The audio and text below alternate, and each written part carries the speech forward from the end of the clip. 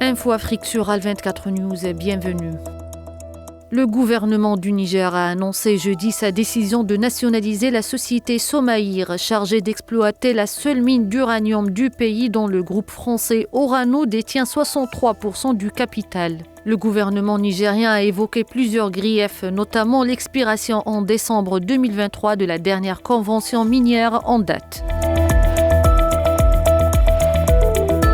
Le Haut-Commissariat des Nations Unies pour les réfugiés en Algérie a appelé au renforcement de la solidarité internationale et à l'action pour répondre à la situation humanitaire critique à laquelle sont confrontés les réfugiés sahraouis dans les 5 camps près de Tindouf à l'occasion de la Journée mondiale des réfugiés.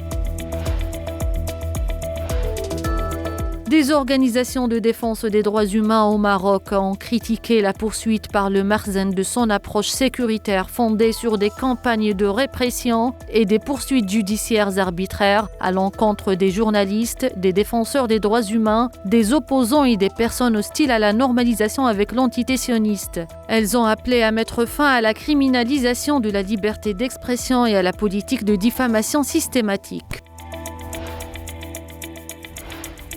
Madagascar a reçu un financement de 20 millions de dollars de la part de la Banque mondiale dans le cadre de la mise en œuvre du projet régional de préparation aux urgences et d'accès à une relance inclusive afin de renforcer la résilience du pays face aux crises.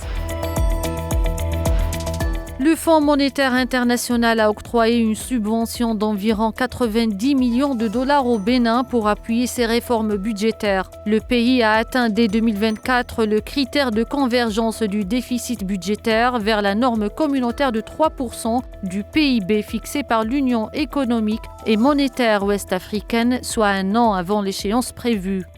C'est la fin de ce point sur l'actualité africaine. Merci de l'avoir suivi.